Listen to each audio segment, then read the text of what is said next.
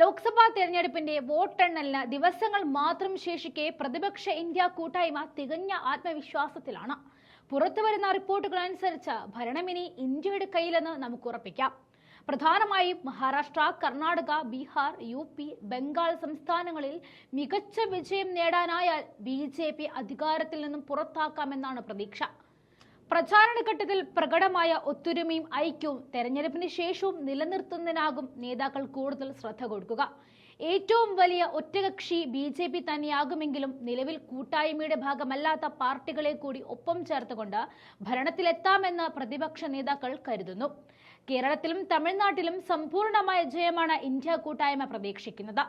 പ്രജ്വൽ രേവണ്ണയുടെ ലൈംഗിക അതിക്രമങ്ങൾ സജീവ ചർച്ചയാക്കി മാറി കർണാടകയിലും കർഷകരോക്ഷം അലയടിക്കുന്ന പഞ്ചാബിലും മികച്ച ജയം ലഭിച്ചേക്കുമെന്ന ഉറച്ച വിശ്വാസത്തിലാണ് നേതാക്കൾ.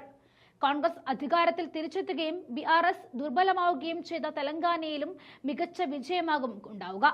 ആന്ധ്രയിൽ ഇന്ത്യ കൂട്ടായ്മയ്ക്ക് കാര്യമായ പ്രതീക്ഷയില്ല എങ്കിലും തെരഞ്ഞെടുപ്പിന് ശേഷം നിലവിലെ ഭരണകക്ഷിയായ YSRCPയെ ഒപ്പം നിർത്താമെന്ന പ്രതീക്ഷയുണ്ട്. ഇവിടെയെല്ലാം കടുത്ത പ്രതീക്ഷയുണ്ടെങ്കിലും ഒഡീഷയിലും കാര്യമായ പ്രതീക്ഷ ഇന്ത്യ കൂട്ടായ്മയ്ക്കില്ല എന്ന് വേണം പറയാൻ.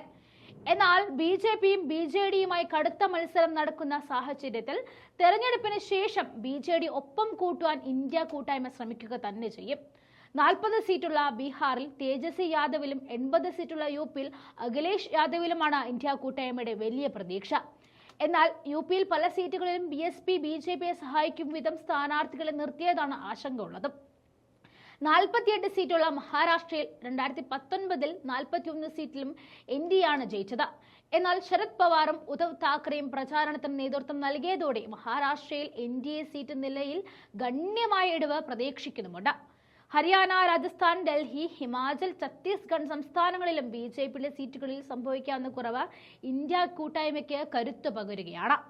വിധിക്ക് കാത്തു നിൽക്കാതെ ഓരോ നേതാക്കളും ആവേശത്തിലാണ് BJP ഓടിച്ച് രാജ്യത്തിന് പുതിയൊരു മാനം കെട്ടിപ്പടുക്കുവാൻ.